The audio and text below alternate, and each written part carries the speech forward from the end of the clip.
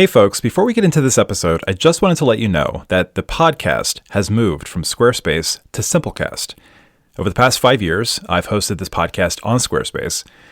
Many of you may know that Squarespace is actually not a podcasting platform, so you don't really get any insights, download numbers, popular episodes. I've had to use third-party websites and URL trackers to get that information. It's been a little cumbersome. I've been producing this podcast basically with like toothpicks and rubber bands. But now it's on an official site. There's some ad and growth and discoverability opportunities, supposedly. We'll see. But I just wanted to let you know, in case you notice anything different. You shouldn't. There might be some show notes out there that have an extra space or something's a little wonky, especially YouTube. They apparently do a terrible job at bringing in information from RSS feeds. But nothing, I'm told, should be any different. I'm excited by this. We'll see how it plays out. But I just wanted to let you know, in case you notice anything different, you're not going crazy. The podcast has changed a little bit. At any rate, here's the episode. Hi, everyone, and welcome to the Illustration Department Podcast. My name is Giuseppe Castellano. In this podcast, I talk to folks in illustration, graphic design, publishing, animation, and other creative fields about their work, the lessons they've learned, and the bumps and bruises they've experienced along the way. In this episode, my guest is Leslie Mechanic, art director at Simon Schuster. Illustrators, when you email your portfolio to an art director or ask them questions during a project, you are not bothering them. It is their job to help you do your job.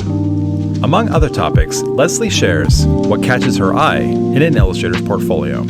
We discuss why saying it's a competitive market isn't the most accurate take on the illustration industry. And Leslie shares what all illustrators should know about the art director-illustrator relationship. I hope you enjoy our conversation.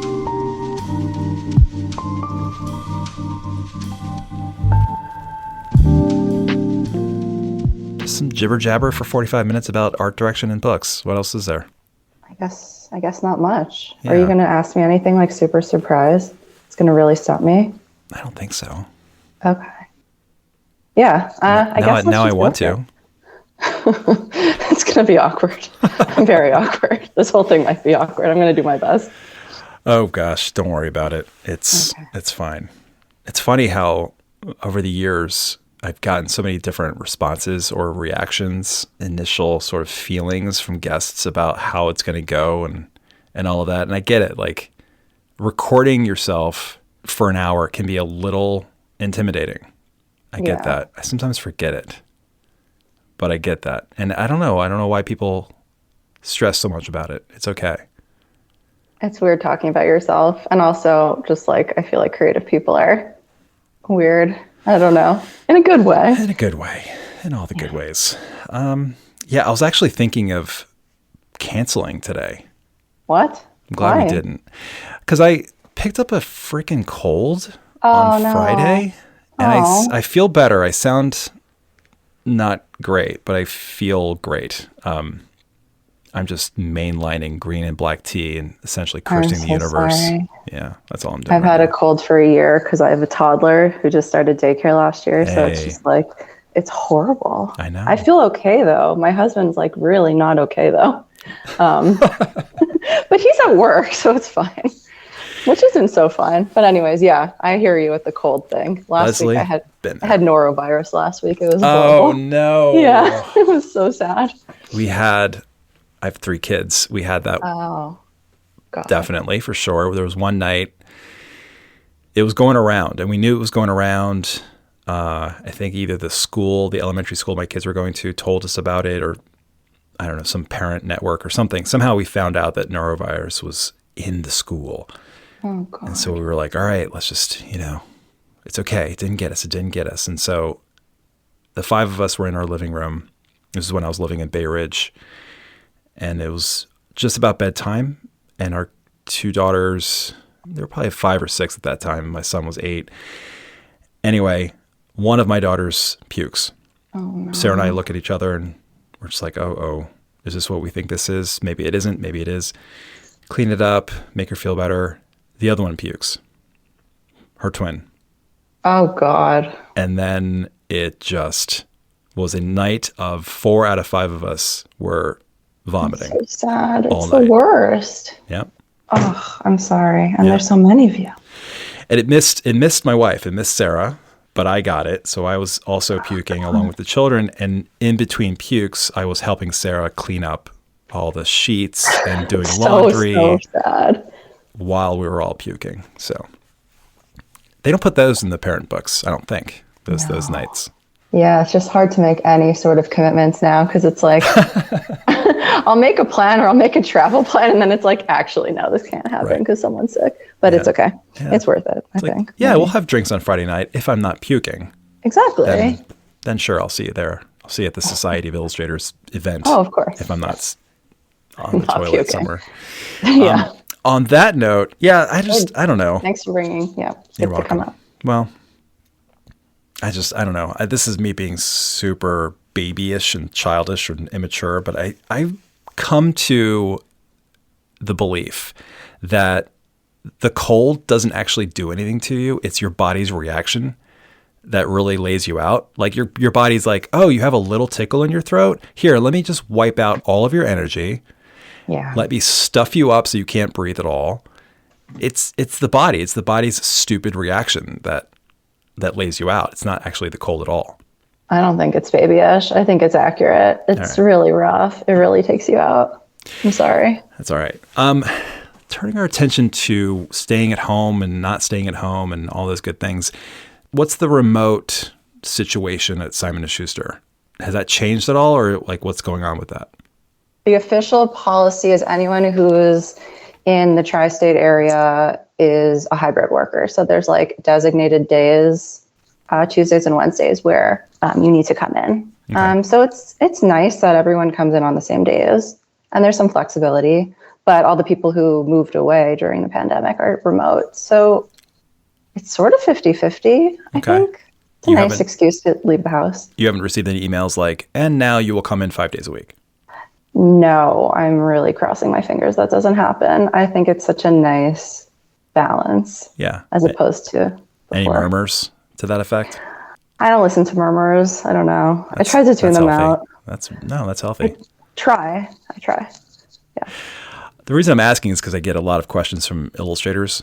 Yeah. Really one question from a lot of illustrators about postcards and whether or not you guys receive them because you're working remote. How could you receive them? And I always say, well, send them anyway, because at somehow, some way, you're getting your mail. I'd say 50% of the people are probably getting them. The others, maybe not. Are you? That's a really good question. I am, but I have noticed I'm getting less and less, like physical postcards. Maybe just because everything's so digitized now, but yeah, I'm still getting some. I look at them. I like them. I think people are sending them less because people, me included, I think in the beginning when the pandemic started, I might have said something to the effect on the podcast and to illustrators that I mentor, like I wouldn't spend your money on it because it's a very good chance that you're just not getting the same return on that as you would pre-pandemic. But now? I think it's becoming more mainstream to be in the office. I really do. Yeah. I'm always open to it. It's nice to see it there. And like, I collect them. So, if I'm ever stumped, I just sort of pick up the pile. I'm like, oh yeah, them. They would be a good fit for this. Well, that's good to hear. Is that like, are postcards in your top 3 ways of being made aware of illustrators or not yet? Or not at all? I would say no. Probably not. It used to be, but probably since the pandemic. My top 3 would be all the algorithms, probably, like all of them. I'm sure you hear this from everyone. Like, well, never mind. Okay, well, we could start with algorithms. So Instagram just knows me so well at this point. Mm-hmm. I probably sound like every other person on this show, but truly, I think Instagram and then email, LinkedIn, email, however someone finds me through my website, whatever it may be. Right. And then LinkedIn, maybe sometimes. Do you mind when people DM you on LinkedIn or message you?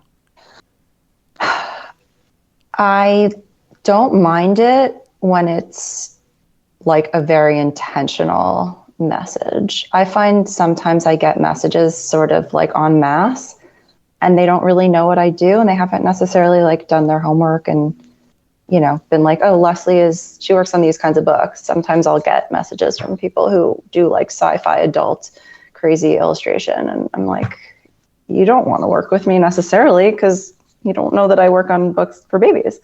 So that bothers me. But if it's like a genuine message, I believe in like paying it forward and giving time if I have the time. Does that apply to Instagram when people DM you on Instagram? Same deal? I think so. I don't get a lot of DMs on Instagram, to be honest. Would it bother you if you did?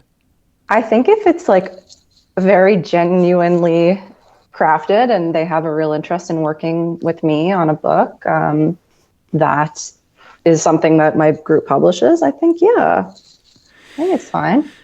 Yeah, I think like your answer is the answer. I think you're not like totally gung ho yes, or you're not nearly, you're sort of a sure. And I think it's okay. It's not the end of the world. And the reason I'm pointing that out is because again, I hear this from illustrators. It's like there's a concern or a worry that it's a bother. They use that word specifically. Like, I don't want to bother them. Leslie, isn't it your job to receive these kinds of correspondences from illustrators? Isn't that literally part of your... It literally is my job. Yeah, just confirming. Oh, 100%. I think it would be nice. I mean, if it was like something that was like happening from the same person over and over and over again, then maybe that would be different. But yeah, if you're sharing your work with me, like, here's my work. I like what you do, and I think I could do it too. And take a look? Sure. That's sort of doing my job for me.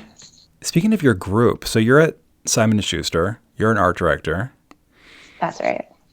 When I was trying to remember when you and I last corresponded and met. I know. Like, we were both at Penguin at the same time for a couple of years, but I don't remember what group you were with. I think we actually met before that, like right when I was starting out my career when I was at Scholastic. Right. And yeah, I found you on LinkedIn, I think, honestly. I think something like that. Yeah. Or someone connected us. I actually don't remember. And I meant to look this up, but then I didn't. So sorry. That's all right. But yeah, we Feelings definitely met when I was don't worry about it. So sorry. This must have been like 10 years ago. I know. But then I switched to I worked at Random House on middle grade books for like 5 years. And then now I'm at Simon & Schuster working on books for very young readers. You were at Random House. You were at the Random House part of the Penguin Random House. Yes, I was. Yeah, because I saw that and I was like, gosh, you and I were at Penguin together. How come we never like crossed paths or said hi? But that's why, because you were in another building. Gotcha. It's so separate. It's crazy. Well, not anymore though, right? Not anymore. But wait, so did you not work there when it was, when they joined? No. Well, yes, but I didn't work there for that very brief amount of time when you guys merged into one building. Oh, okay. Whatever that was. And yeah. Columbus Circle. Yeah. I remember that email. I woke up in the morning and we got an email that Penguin was merging with Random House. Had a mini panic attack. Not really, but I was a little concerned because I thought, well, there's a ton of art directors at Random House and at Penguin, how many of us do they really need? Yeah. And it was right then when I decided, like, I think I need to go to grad school to get my master's degree in illustration just in case. Oh my gosh. Did you? I did. While working? Uh-huh. Oh my God. That's crazy. 3 years. Wow. I would work, get on the subway, head over to FIT, which is in Midtown area, take a class for 5 hours, and come home. And what would happen is, like, class would end about 10. And this wasn't every day. This was like 2 or 3 days a week. Oh, still. Yeah, I know. But it's whatever. It's illustration. It was fun. My classmates were awesome. The teachers were great. Anyways, I'd come home. This wouldn't happen often, but you as a New Yorker will get this, and people who aren't New Yorkers may not. But when you get on the subway, especially late at night, the subways don't come as frequently, obviously. Right. So you're going to have to wait, 20 or 30 minutes for your train to come, and it's 10:30 at that point. You get on the subway. From Midtown to Bay Ridge is about an hour without any interruptions, and I'd end up falling asleep about halfway through and then miss my stop. End up in like Bensonhurst somewhere. Jeez. Get off. Relate. Yeah. Get off that train, get on the platform, wait another half an hour, 45 minutes for the train going the opposite direction. Get home about 2:00 in the morning, That's so sad. Texting my wife the entire time. I'm okay. I missed my train again. That happened. Oh yeah. That's a classic New York story. At least you made it home.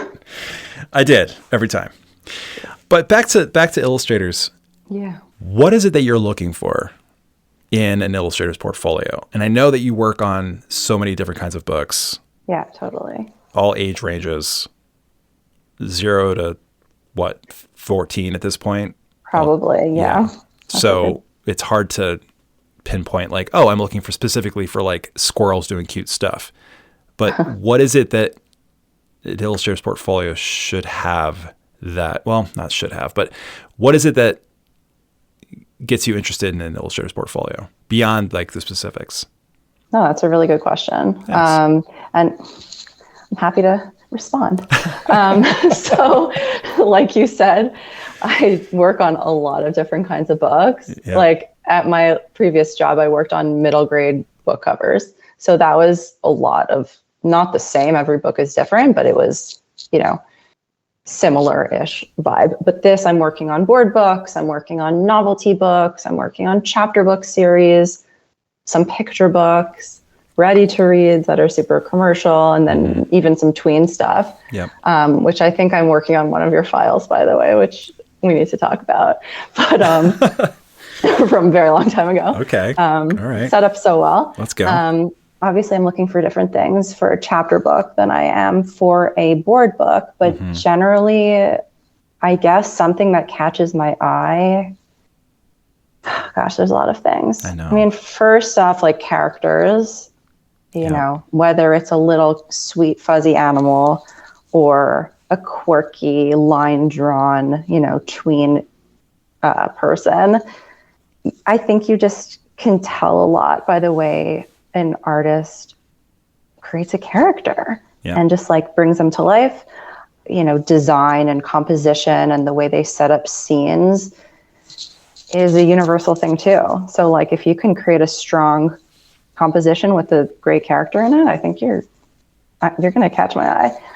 Like color palette is really big. So like if you're using some cool, different kind of color palette that grabs me, that's really fun. And then I'm a sucker for lots of texture in work. Obviously you can't have like textured, swashy, painterly art for every project, but I do think there's something to adding a little bit of even if it's digital, like a hand done tactile quality really, really grabs me. And then, like the way you're applying the color to the image. Sure. That's what grabs me. Also, their social media following number, that's something that you're looking for, right? Not even. Yeah, I know. Oh, so that's sarcasm. It's hard to know without looking at you. I love actually breaking out new talent more than anything. It's like kind of harder, but it's more rewarding. Definitely. Like I love working with people who are just starting out. And I hope people are hearing that because that's always been my experience when I was an art director and friends of mine who were and or are art directors. That's like an art director's like secret joy. I don't even know if it's a secret. I know. All art directors want to sort of find that next person or someone who hasn't had an opportunity yet but should have one.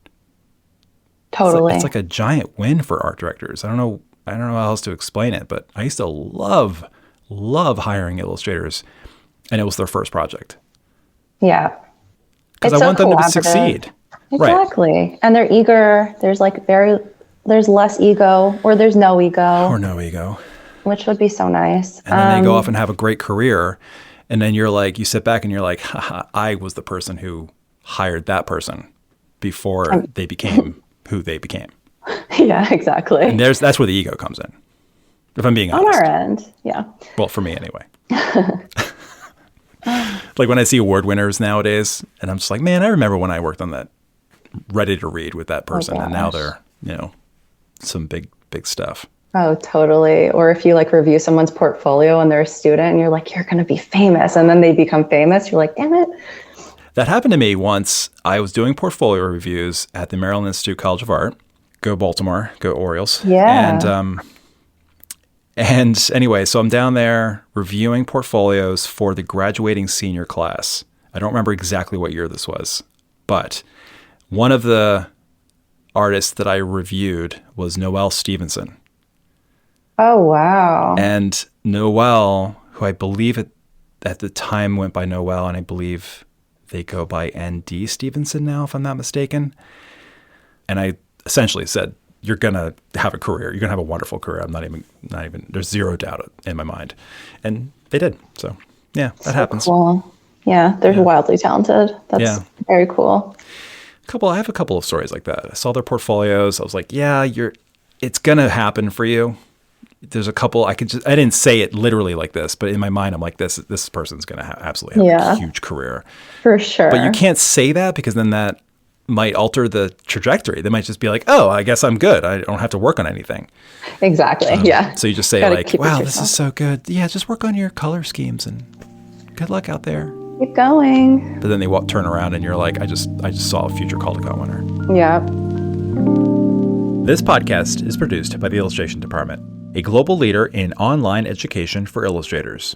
Visit illustrationdept.com for offerings like mentorships and portfolio reviews, testimonials, our alumni showcase, our best-selling Substack, and more. That's illustrationdept.com. And now, back to our conversation. Obviously it is a collaborative effort working with an illustrator. You aren't like the decider. You have decisions that you make when it comes to choosing illustrators. You obviously want to work with your editor and the team around the book, make sure everybody's on the same page, everyone agrees with the illustration choice. Can you take us through briefly? You don't have to get into, I know Tuesdays we have this meeting at 11:30, but what is that process? Because I don't want to assume that every illustrator listening to this episode thinks that you're the only one who gets to decide who the illustrator is, because they're smart, especially if they listen to this podcast. Jokes, kind of. But, you have to also weave into the selection process other people's ideas, opinions. There are sometimes little disagreements. What's that process like for you now at Simon Schuster? Yeah, no, you're totally correct. I'd say I wish I was the only one who had decision power, but it does take a village. So everyone's got good impact. That's not the right word. Good.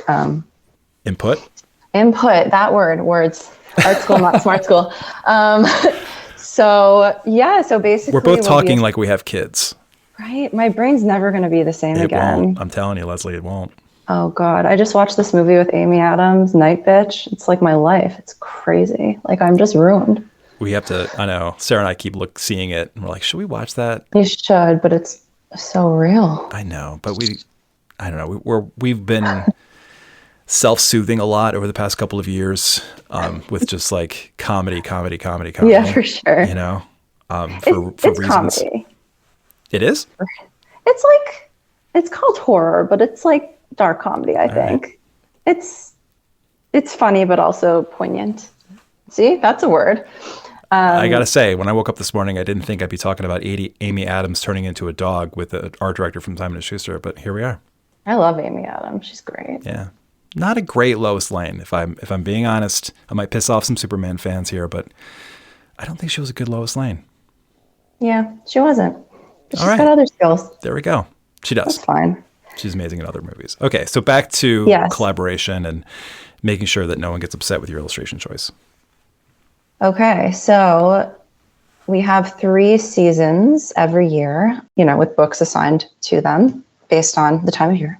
Mm-hmm. Each season, the books get divvied up amongst the different designers in the group, and each book was, I guess, acquired or written or just brought on board by an editor and a publisher.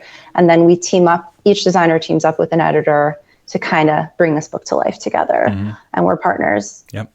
Or we should be partners. You'll meet with your editor, you'll talk about the vision for the book, like what they had in mind, what it's about, like what tone it should have. Like, should it be silly? Should it be serious? Should it be sentimental? Like it could be anything. So they'll give you kind of that broad overview. And then that's when you begin your illustrator hunt to the Instagrams or wherever it may be. Yep. So yeah, based on that, you'll start looking for illustrators, which is like probably the most fun part of the job besides designing the actual book. But it's just so exciting just to start something fresh from scratch. Yep. So yeah, like basically you find a couple artists that you like, you'll share it with your manager just to make sure you're on the same page, or with your teammates. And then you'll bring it to the editor. And once you settle on a couple artists that you think are like your top picks, you'll bring them to a group meeting where you and the editor will present those choices to the creative director and the publisher just to get their sign off. Mm-hmm. And based on that, you'll reach out to the artist or the agent if they're agented and get the ball rolling. Hopefully they'll accept and you'll have a great book. When I was at Simon Schuster, I mean, that literally is exactly how it operated. Yeah. But this is last time I was at SNS, my last year there was 2011. Oh, nice. It's nice to hear that things don't really change all that much in publishing. Yeah, it's sort of always a similar process. Yeah, right? Penguin was the same way. We found illustrators like same thing, seasons. I don't remember exactly the seasons. I think they were winter. They were definitely winter, summer, fall, but I think sometimes fall was called fall, winter or something, or summer, fall. Interesting. I don't remember exactly. We don't have winter. We have fall, summer, and spring. There's no winter where we work. It's just always sunshine and rainbows. Same thing at Penguin. I mean, same thing at pretty much every publishing house. The art director just doesn't have the unilateral, they don't have the power just to decide, okay, this is the illustrator, let's go. And sometimes it goes, I mean, not often, I would say 95% of the time, it goes really smoothly. You pick some artists, everyone's on board, and that's that. Someone says yes, and you're good to go. But sometimes, like, there's a little bit of a push and pull, right? Like, you pick somebody you think is the right fit, the editor doesn't agree, or you and the editor think someone's a good fit, and then one of your managers doesn't agree. Give us one scenario where, like, why wouldn't they agree with you?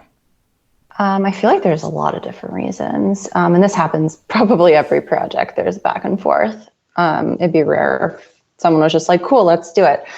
Yeah, I guess a lot of it could depend on like the positioning that the editor had in mind for the book, or like that the sales team would want for the book. Like, let's say, depending on the tone of an artist's work, like maybe if the editor wanted the book to be super highly commercial and be sold at like stores like Costco, Walmart, and your art style was a little more quirky or a little more indie leaning, like that could be a place where you might have a bit of a headbutting situation. I guess that's why I always like to like sync up before really looking, because just knowing the actual positioning of the book, like I always ask them for keywords. I'm like, which could be like emotional, soft, painterly, or like commercial, bold, graphic. So like if they're telling me they want a graphic artist, I'm not going to be racking my brains looking for like a soft, sweet illustration that's very painterly. Right. I'm trying to think of illustrators in real time that fit those. The commercial, bold, graphic, I would say Ed Veer. Yeah. And then what did you say? You're passing. Soft. What was the other one? Soft, painterly, emotional. Soft and emotional. She's not painterly, but I would say Genevieve Godbout. Do you know who that is? I do. She's not painterly, no, but she's great. Though. Who would be soft, painterly, and emotional? I can think of a lot, but this is a quiz.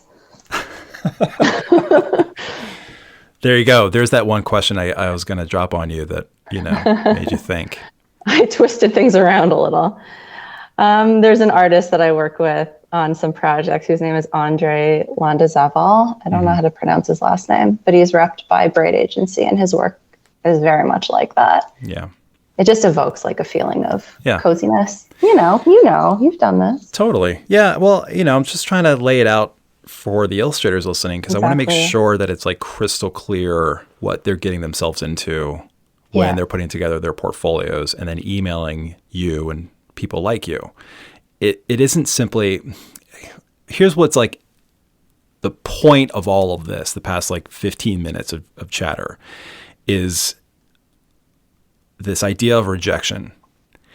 And that like they'll email you, they'll put together, they hear this episode and they're like, yeah, that sounds great. I'm emotional and painterly. I'll send my portfolio off to Leslie.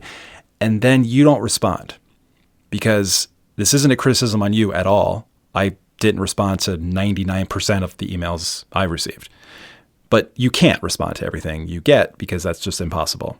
Right. But some illustrators, some that I've talked to over the years in various scenarios, conferences, mentorships, whatever, will feel like a non-response is actually a bad response. And I tell them it's not, because you, Leslie, like you get something, you're like, oh my God, this is perfect. But the tone of this portfolio doesn't align with my season, with the books I have on my docket. But geez, I can't wait when that happens. 100%. Yep. So to the illustrators listening, send your stuff and don't expect a response.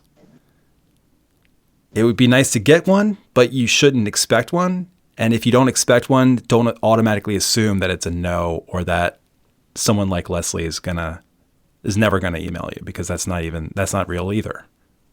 Like, what's real is what I'm trying to get at. 100%. What's real is I could love it. Like exactly what you just said. I could be like, wow, this is amazing, but nothing right now is it's like either mid-season where I'm not actually looking to sign anything up, or everything on my list it's just not a good fit for now. But I keep a running tab of illustrators like everywhere, in Instagram, in notes, in bookmarks. So I'll be bookmarking you if I really like your work, which sounds like I will. Or I'll share it with a teammate, who maybe is working on a project that's similar, and you might hear via them and not even realize that it was through me. So a non-response it just kind of means we're busy and we forget, and like maybe I meant to respond, but if I like your work, I'm definitely going to be saving it. Okay. I'm going to see if you can prove me wrong on something. Okay. I know you don't speak for all art directors, but just between you and me and the listener, I tell illustrators to send emails to art directors every 3 months. A 3-month window is enough time for an illustrator to put together some new pieces for their portfolio and, research art directors and add to their mailing lists. And by the time that 3-month window is up, you email your art directors and then repeat.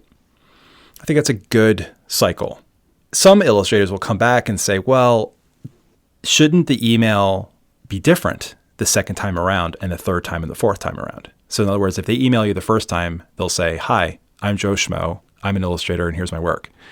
The second time they email you 3 months later, some illustrators think that they have to put into the email, like, hi, Leslie, remember me? I emailed you 3 months ago. Aw. I sent you this stuff. Here's some other stuff. To which I say, nope, you don't need to do that. It's A, impossible to keep track of all the art directors you emailed, you didn't email, whatever. And B, you, and this is what I'm laying this up for you to say, nope, you're wrong. You don't care. If the email is worded exactly the same as it was 3 months ago, you don't care. Am I wrong? Yeah, no, you're not. I probably wouldn't notice if it was the exact same email, but I will be looking at the order. I'll be looking at the art. Like, it'd be great if the art was different. Okay. And you're not wrong. You're 100% right. I know. But if someone says, but people, I don't know where people get these ideas, and I do know conferences mostly, or just they don't. It's unclear. Like, a lot of the publishing, as you know, is like this weird sort of. You have to like wade through murky waters to get like clear answers on stuff. Yeah. Then people just fill in the blanks. If they don't understand how something works, they fill in the blanks, and usually with like the worst case scenarios or scenarios that don't feel like repeatable or even manageable or doable. So that's just human nature. It is, yeah. And that's why I have art directors like you on the podcast to say, nope, it's much easier than everyone's making it out to be. Yeah, spend your time working on your art. Exactly. Because that's what we're looking for. There's a thing that I've been hearing lately from illustrators, and I've heard this over the years too, but it never really, I just kind of, I don't know, didn't pay attention to it as much as I do now, is this idea that, quote unquote, the market is, quote unquote, competitive. It's sticking now in me, I guess, because I heard a podcast a couple of weeks ago, and the host said something like, it's like a really competitive market to be an illustrator. And I don't agree with that. But again, you could disagree with me on that too. Like you could say, no, it really is competitive. What am I trying to say? Like how? Like what does that even mean? Thank you. Oh, God. Sorry. I'm like competitive in what way though? In that there are a lot of illustrators out there who are competing for apparently, quote, fewer, I'm quoting here, air quoting, fewer and fewer job opportunities in illustration. Well, I don't know that I agree. Especially because I'm always looking for artists that I've never worked with before and like new people. Mm-hmm. And you're one person. How many art directors are in your group now? We have 10 designers on my team. And each designer hires an illustrator? Hire illustrators? Yeah. Mm-hmm. Like maybe at least 5 per season. 3 times a year per season, yeah. Or more. 10. Yep. Yeah. That's one group. And I know that I can't speak for people, but from what I've chatted about with people and from what I know about my coworkers, a lot of them feel the same way. And the editors too, we don't want our books to all look the same. Right. And you're always looking for illustrators. Looking. Even when I don't want to be looking. And they appear. So says every art director working at every publishing house. That's what I'm trying to get at, man. Yeah. It's not, the market isn't, it's not even that statement doesn't even make any sense in any which way you look at it. What market are we talking about? The market's a total mirage. There's no such thing as market. It's just the industry, illustration, narrative art, children's book, business. I mean, let's be specific about things. And then the other, this has been bugging me for the past couple of weeks. I'm just literally unloading it on you now. I'm sorry. Unload. No, I feel you. Competitive. Here's my little rant. 30-second rant. Ready? Everybody can turn their volume down because I'm going to get a little loud. Stop saying that the illustration market is, quote unquote, competitive. And that's the reason why you're not getting work, or why you think illustrators won't get work because it's competitive. It's irresponsible for anyone in the illustration industry, whether you're an illustrator, a podcaster, a whatever, blogger, whatever it is, to say like, oh, it was a really bad year. Oh, because it was competitive. You have to then follow that sentence up with, even though I emailed 1,000 art directors.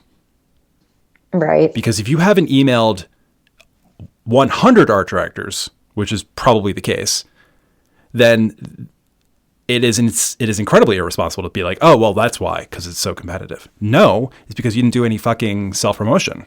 Yeah. I think this applies to like pretty much everything in life too. I know. End of rant. I'm sorry. No, it's okay. You're not going to get anywhere. Like no one's going to make things happen for you except you. And that's just like how probably both of us got to where we are. Exactly. Like you have to put in the work and put in the time. So I don't know. Maybe it's competitive to get an agent, but you don't even need an agent.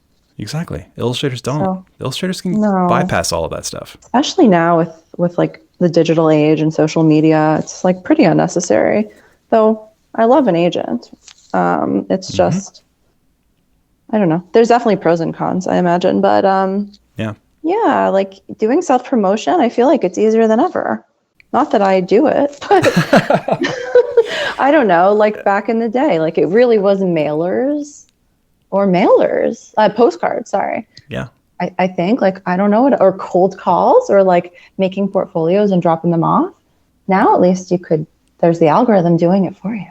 I know. I'm obsessed. I know. Could you imagine if like today, if we were recording a podcast in the late 90s and you and I were, where we are now, we're talking about this stuff and we were like, so here's what you have to do, illustrators. It's super easy. Go to Kinko's and print out, I don't know, like 5 or 10 portfolios. I know. Oh my God. Put them in a binder of some kind, put them together, and then you need to travel to New York City. I know. On a train or something. And then drop off your portfolios on a specific day, and which day, sometimes it depends on the publisher. And then the next day you go back and you check to see if the portfolio is back with the security desk for you to go pick up and then take your portfolio to maybe another publisher that day. It's that easy. It's such a romantic idea now. Now I'm like, it's click. Sounds like it's from like I don't even know, like a Tom Hanks, Meg Ryan movie. Oh, yeah. Who knows? Yeah, exactly. Another movie that didn't get publishing right at all, or book selling, or any of that stuff. Yes, I love that movie though. But yeah, it's not right. That and Elf. I feel like everyone's like, "Is your job like Elf?" Like, not really. Couldn't be further from the truth. Yeah. Also, The Proposal. I love The Proposal because I'm Canadian, so there's a soft spot there. But not Ryan at all Reynolds the same. Fan base, I guess. I mean, definitely. Is Sandra Bullock Canadian? No, but she was Canadian in the movie. That was the premise of the movie. Oh, right, because of something about her visa or passport or something. Yeah. Yeah. I lost a designer. I had a design. I hired a bunch of designers when I was over at Penguin as a manager, and there was an opening once. The story is going to be a little flat because the details escape me. It was so long ago, but basically, I had found a designer through LinkedIn. I mean, that's what back in the day, I used LinkedIn to sort of keep tabs. And I want to be a little honest with you, Leslie. I like the reason I kept tabs on you, and there were other art directors, designers, junior designers, because I just wanted to I wanted to like know what you guys are doing in case I had an opening. And if you were like the right fit, then I would reach out to you and be like, hey, I have an opening. That's what I used LinkedIn for back in the day. Yeah. But anyway, so there was this designer. She was amazing and perfect fit, and I couldn't wait. And she, like, the interview was great. And then the HR came and said, oh, we don't sponsor visas. We don't do like whatever that. There's a wording, HB1 or H1B, yeah. Yeah. And I was just like, well, then just do it. Can you just do it? And like, no, sorry, we can't do that. Lost her. Yeah. It's a bummer. It's a real bummer. It sucks. I don't know what it's like now, but. Well, now I'm American. Yeah, well, congratulations. Well, Thank you. No, I'm dual. I'll never give that Canadian citizenship up, especially now. Yeah, really. Well, you won't need to. I mean, it'll just be the 51st state, and then you'll have to. I'm sorry. That was funny. No, that was really funny. It was annoying. But anyway, sorry, carry on. What would be one thing you wish illustrators knew, like from an art director's perspective? You're like, gosh, I wish all illustrators knew this thing while they were putting together their portfolios, or about the process, or about publishing. Like one biggish thing that you really wish everybody knew about. That's a really very broad question. I know. They're not always great. No, it's a really good question. No, it's a great question, but I need to think. Can I talk about what I wish an illustrator working for me would know? Heck yeah. Okay.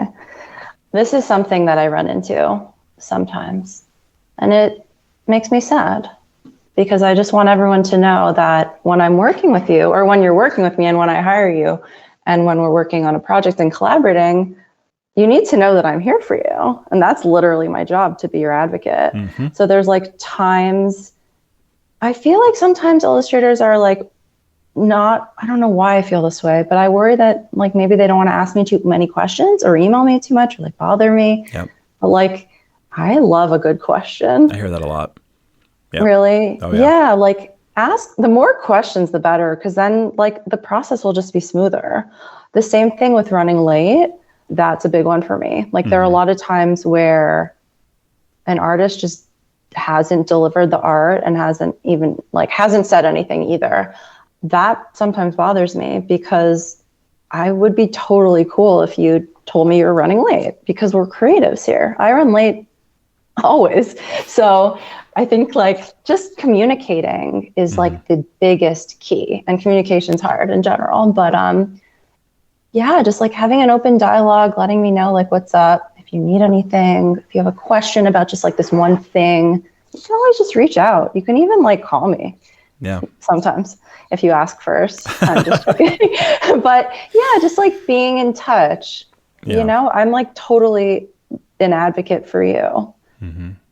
I'm glad to hear you say that. I get that a lot from illustrators who somehow feel like, not everybody, but some people feel like you're hired and then you're like, you figure it out. Don't bother me. No, like an art director's job is quite literally to make sure the illustrator's doing their job. Yeah, it's a collaboration.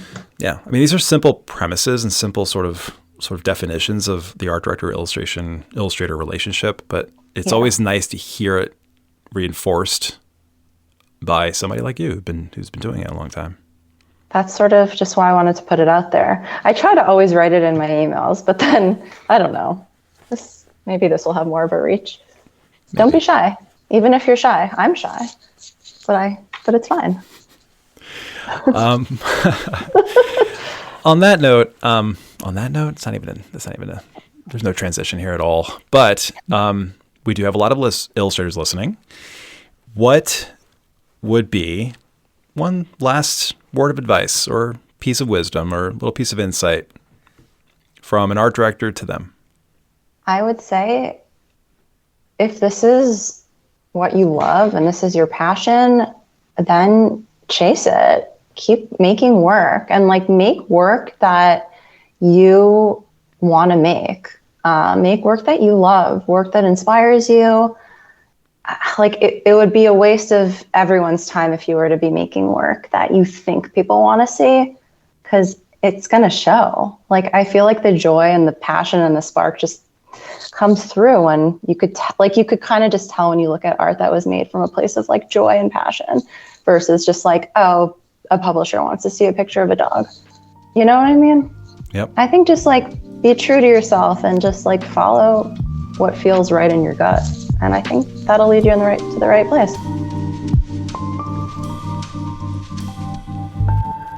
To learn more about Leslie, visit lesliemechanic.com. If you find value in this podcast, consider supporting it via our best-selling Substack or Patreon.